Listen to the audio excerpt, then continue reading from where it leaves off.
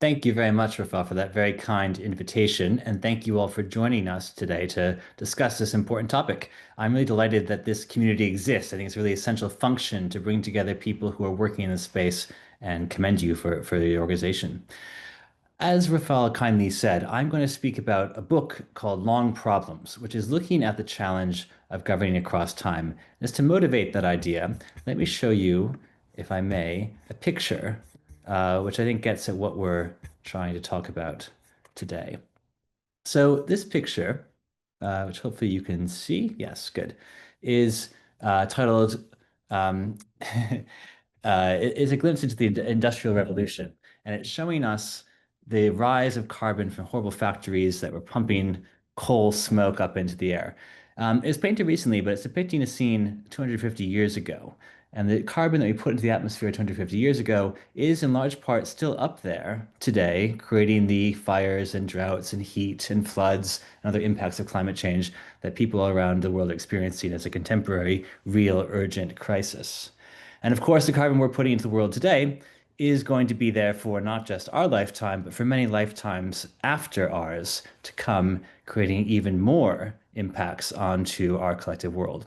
And if you were, if you could just imagine yourself as one of those molecules of carbon that was one of the very first to be dug out of the ground, probably as coal, to be burned, maybe in a steam engine or a factory, and shot up into the atmosphere. Imagine you were one of the very first ones who's been watching human development since that time, it was 250 years ago or so. You would see a lot of change. Your politics, the politics of humanity you would have seen 250 years ago would look very different today than they did then. And if you are still up there in another 250 years or beyond, which of course many of those molecules will be, then you'll see much more change, I would imagine, to come. And I think that thought experiment is a really helpful lens onto the nature of a problem like climate change, what I call a long problem, because it makes us think about our politics and our institutions as not just some sort of fixed quantity that we work with, but actually one of the variables into this very complex system we're working with. And in that, I'm going to argue, I think a real opportunity for some proactive interventions. And I want to focus, if I can today, a little bit on the topic of foresight in particular, which I'll talk about in the book as one of the key tools. And I really see it as a foundational practice and skill that public sector organizations in particular need to bring into this equation. So that's what we'd like to speak to. So the book talks about basically three questions. Why are these kinds of long-term problems hard to govern politically? My field is political economy, international relations, so that's the perspective I'm trying to speak from. The most important part of the book, though, is not why are they hard, but how do we nonetheless govern them? How can we, under what conditions and through what mechanisms might we address them? And there's also a part which I won't talk to you about today around how social scientists, economists, political scientists, social sociologists, and others might think about this problem, but I'll leave that part aside for now. So let me say a few quick points, and I really look forward to the conversation. What are long problems? What are their challenges in governance, and how do we nonetheless address them? And I might say a few words about the implications for climate politics going forward. So first, to be very clear, this idea of long problems I use to mean any problem whose cause and effect spans more than one human generation. And you think about causes and effects as sort of the most proximate drivers and consequences of problems. So the example I gave before, the proximate cause of climate change, of course, is the accumulation of carbon dioxide, mostly, but also a few other greenhouse gases into the atmosphere. And the consequences, of course, derive from that cumulative effect, the bathtub filling up of the carbon budget being expended, and those last for centuries in the atmosphere. But of course, climate change is not the only example of these kinds of problems. I'd argue we actually face a growing number of them for a variety of reasons I'm happy to get into. But they include things like long-term infrastructure development. How do we plan cities? How do we build the kinds of infrastructure tools that drive economies or don't over time? Things like pensions, how do we manage the progression of people moving through their life course, especially as societies age? All these kinds of things have this temporal dimension. And so we need to think about how we solve them. And I think you're probably already well aware, and most people's average people's intuition is very clearly focused that we are not very good at solving these kinds of problems. They're hard problems. And what I try to do in the book and is move beyond that intuition is say a few words about why that might be. Maybe just to make it give one very obvious example, which I'm thinking about a lot at the moment. The world's about to meet in a few weeks' time back in Rio de in Belém in Brazil to have the 30th Conference of the Parties of the UN Framework Convention on Climate Change. And the picture here is of the first summit where countries met to begin that process. This was the 1992 Rio Earth Summit, which was where the United Nations Framework Convention on Climate Change was agreed and where the COP process began. And so it's quite fitting that we're back in Brazil 30 summits later to try to make the third round of pledges under the framework of the Paris Agreement to see if we can deliver on the promise made back in 1992, where this group of people, and as you can see, they were mostly older men, as you can, very non-diverse cast in front of you here, including a few funny characters. Anyway, this group of people promised in international law through this tool, the United Nations Framework Convention on Climate Change, to prevent dangerous changes in the Earth's climate. And here we are 30 meetings later, still not having delivered on that promise and unlikely to deliver on this 30th time as well. So it's a hard thing to do to solve these sort of long-term problems. And the question is exactly why. The book offers three ideas about political economy barriers that I think aren't just about intuitions around short-termism or cognitive things that individuals might experience, but actually structural political economy factors that prevent more effective solutions to long problems. The first I call the shadow interest problem, which is a very simple idea that people who are affected by things in the future cannot act on them in the present because they don't yet exist or don't have any agency they can wield in the political process. And if a problem has a gap between cause and effect over time, this, of course, is true by definition. And this is important politically because actually a lot of times we see political change, it's coming from an affected group, and especially a group that's affected negatively, rising up against something that's harming them. Right? This is a very established pattern in many political areas. And sometimes, that's why we have often a difficulty of getting things that are sort of good for a small group, but bad for the world as a whole solved because that small group that's really interested in them and seeing things come out in their favor is more effective at pushing back than the diffuse mass of everyone else because they're really concentratedly affected on it.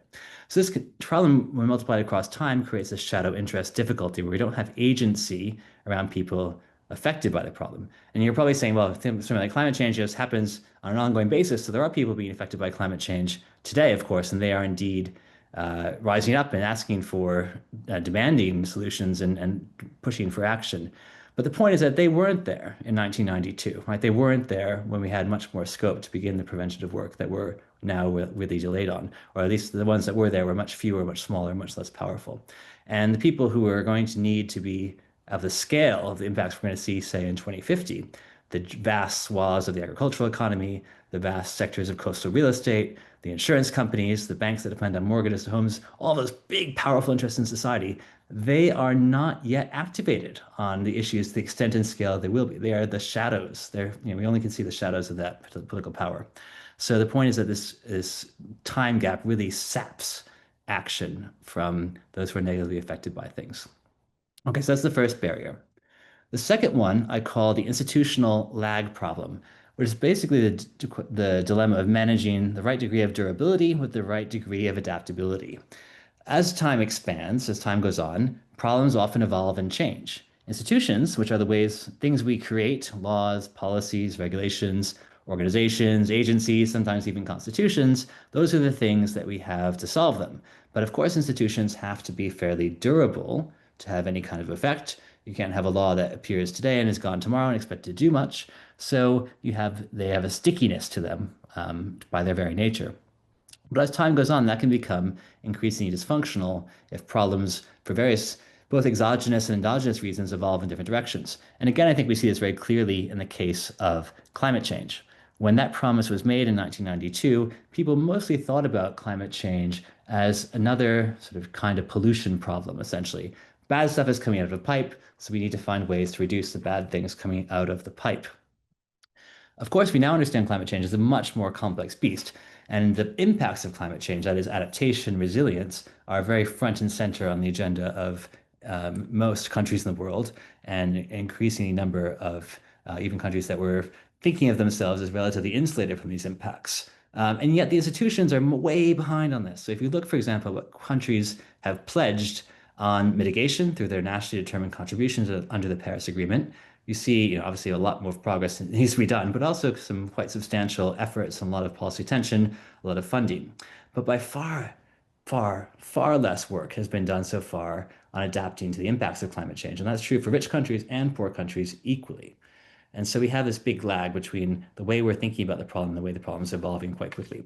Essentially, begun to invest too little too late on prevention, but we're investing even less, even later on treatment. And that's a really important part of the equation as well. Final barrier I look at in the book, I call the early action paradox, which is essentially the idea that you need to act on something before its effects are known and before its effects are salient, before you know exactly what's going to happen and before people are thinking about that thing. And of course, in politics, something that's uncertain or of low salience is basically never going to happen. These are the two kisses of death in many political systems because time is short, attention is limited, resources are scarce, and therefore what's urgent rises to the top, what's known rises to the top, what is talked about rises to the top. And so if you have effects that are uncertain in some degree or not very prominent, they are like this guy falling off this building and smiling. He's thinking, fine so far, what could possibly go wrong? So these are the three kind of structural barriers that I think we need to grapple with if we want to solve long problems: shadow interests, institutional lag, and this early action paradox. Okay, so that sounds pretty hard, but what can we actually do about it? And here I think the key message I try to convey in the book, and the one I think is the most important one, is that we actually do govern long problems all the time and have a very wide range of tools to do so. We don't have any silver bullets. We don't have any panaceas. We don't have any ways to wave a magic wand and undo those kinds of structural barriers I mentioned. We have lots of ways of managing them. And I think in that potential lies a lot of hope. So don't worry, I'm not going to speak to all of these in our short time, but just to say there's dozens. And I try to create a bit of a typology in the book based around these three dilemmas: long-term uh, institutions that give voice to the future interests to overcome the shadow interest problems, institutions that help us manage this trade-off between endurance and adaptability to address the institutional lag problem, and things that help make the future more known and more salient to address this early action paradox problem. And I'll just give you a few examples to make it slightly more concrete what I'm speaking about. Representation, giving the future a voice, the top left box there. So this has been done, for example, in things like the Welsh Commissioner for Future Generations as a famous one, but also in lots of other sort of systems that create a commissioner or a voice for a particular set of future interests. And often they're tied to a specific issue area, like, say, fiscal matters or sustainability or health or other more topical sectoral kinds of things. That's a picture of the Welsh Senate, by the way, where this goes on. We also see, for example, a lot of institutions that are more like trustees. So a representative is someone who you create to give voice to the future. A trustee could be an institution you create that actually has decision-making power and has, by design, a longer time frame than other political decision makers. And here, of course, you think immediately of central banks, which are the canonical case of this example. Also courts, which are increasingly talking about long-term outcomes through the lens of climate change. So last year, the Supreme Court of South Korea ordered the government to set a higher climate change target due to the unfairness to future Koreans of the weak target the government had set. Lots of examples of these kinds of trustee-like institutions taking different time frames. And interestingly, we have also in the case of California, what I think is the closest we have to kind of like a central bank for climate change, a relatively arm's length trustee-like institution with a mandate to implement and deliver the politically agreed climate targets the state of California has set. And it has some of these sort of quasi-independent features that really insulate it from some of the to and fro of interest group politics and allow it to take a fairly long-term view on things. And if it's sounding now all very anti-democratic, just final example to share is the use of citizen assemblies and more participatory and deliberative formats of decision making also tends to trigger this kind of shift in horizons that helps future interests represent themselves. We had an experience of this actually locally here in Oxford, where I'm speaking to you from, where in our medieval city, the big controversial political issue, which everyone talks about all the time, is transportation. You have too many people, too few roads, too few ways to get around. It causes all these problems, and it's a huge topic politically. And actually, what the city did really innovatively was to bring people together into a much more deliberative format on the future of transportation in the city, and that led to some real breakthroughs that hadn't happened before. So, a local example on this as well. So I'm not going to speak to the other different barriers, but I'm happy to get into them in the Q&A just in the interest of time. But I want to come to the question of foresight and where that fits into this.